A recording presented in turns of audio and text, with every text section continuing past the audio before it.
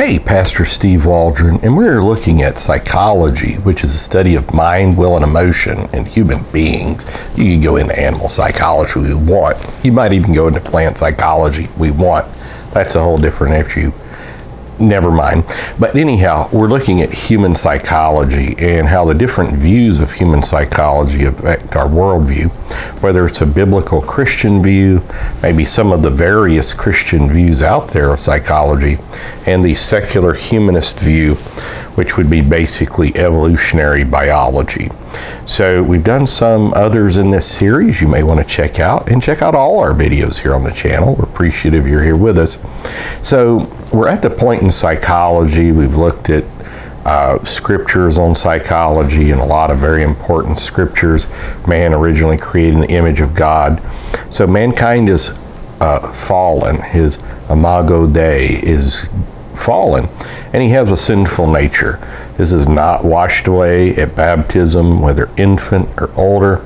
Mankind, whether saved or lost, has to deal with a heart that Jeremiah 17 tells us is desperately wicked. It's deceitful above all things.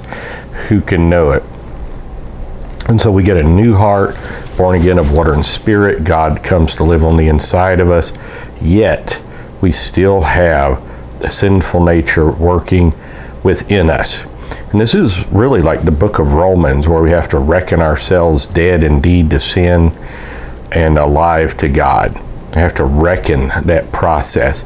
We have to mortify the deeds of our body as it is in Romans 8. Now, this is not done by flagellation. It's not done by spikes like Opus Dei. It's not done by, these different depravities, even though something like fasting can certainly help in some of the spiritual disciplines mentioned by Richard Foster, which I wouldn't agree with everything Foster says, obviously. But really, it's through the Spirit, it says. These things are crucified in us, our first birth. It's like that old saying, if you're born once, you'll die twice. If you are born twice, you'll only die once, born again of water and spirit after our initial birth. And so mankind has a sinful nature, has a proclivity to sin. Now, this is one of the beauties of the founding of the American Republic, was that they realized mankind was sinful. And so self-government is the best form of government, and then you can have a limited government to secure the liberties that people have from creation, which among, but not limited to, are life, liberty, and the pursuit of happiness. Also, property is a very common thing there as well, Lockean tradition, Montesquieu, and so forth. So, Blackstone's law. And so mankind has this sinful nature. And so knowing mankind has a sinful nature, it affects how we deal with others, it affects our children, it affects government, it affects how we live with ourselves as Christians, and understanding this, that we have a propensity to sin on the inside of us. Now, I've done some videos before showing both the Old Testament and the New Testament show man has a sinful nature. In the Old Testament, like in some branches of Judaism, if not most, maybe not all, I'm not sure, they don't believe mankind has a sinful nature, but it is taught in the Old Testament, not just in the famous scriptures where I was born in sin and shapen in iniquity, and in sin did my mother conceive me, and we won't go, I've exegeted that multiple times in times past here on the channel, but it's found in the Old Testament, it's found in the New Testament. The soul that sinneth, it shall die. And again, really, the first few chapters of Romans deal very much with mankind's sinful nature. And then there's an evil spirit world. Of course, there's a good spirit world too, with God and holy angels and these type things. But there's an evil spirit world that kind of tag teams with our sinful nature.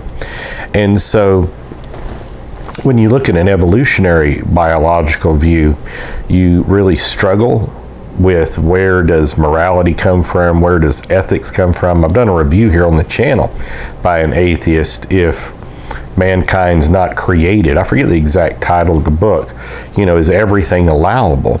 And this is where like Immanuel Kant came in, trying to come up with a set of universal morals, like the categorical imperative.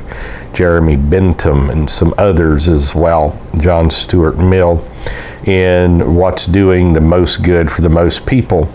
Now you quickly see the horrible nature of some of these non-scriptural moralities, like what does the most good for the most people most of the time?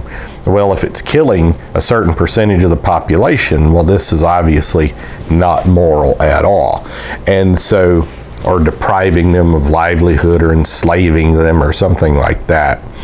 And so that's just one example of various modes people have tried to come up with ethics without the Bible. And so then when you just, like in an evolutionary biological sense, you don't have a creator, so things are just randomly organized. And so then people can't help these compulsions they have, whether it would be towards harming someone else in some really real way, or thievery, or something like that. So then you get into almost a libertarian philosophy. Well, they can do whatever they want as long as they don't hurt other people. Well, okay, that's fair enough, but even self-harm is going to harm other people that love them, even though love would be a very fascinating concept, as Dawkins tries to bring out in a couple of his books, or at least one of his books, of why would we show love? Everything would be towards the propagation of the species, and that would be only maybe even an illusion of love. What is love? And a lot of fascinating discussions with people on that. They're like, I live one world in theory, knowing we're just random conglomerations of atoms. But then when I look at my own children, I'm like, no, there's something deep on the inside of me that wants to love and protect them and provide for them. And so they talk about this dualistic nature of theory and actuality. And so again, the finding morality of random conglomerations of atoms is very difficult. And again, it basically, the lens you look through is either biblical, especially New Testament, especially Sermon on the Mount or epistles, not Old Testament, not necessarily Noahide laws, which I think there is some good things in Noahide laws. I know they could be misused. I won't go into all of that here because of various political fights and misunderstandings people have and various things such as that.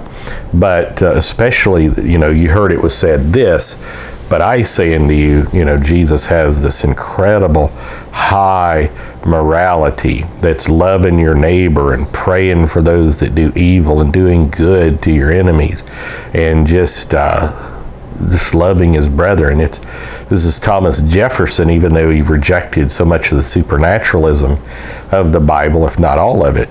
He said, well, this is certainly a moral way for man to treat man. So for this episode, we just want to say mankind does indeed have a sinful nature, and your belief on whether he does or not is going to affect your worldview, your Weltanschauung, in dramatic ways, and even in our laws. And the laws can be diametrically opposed depending on worldview. So God bless. Thanks for being here. Check out our other videos, and we'll talk with you later. Bye-bye.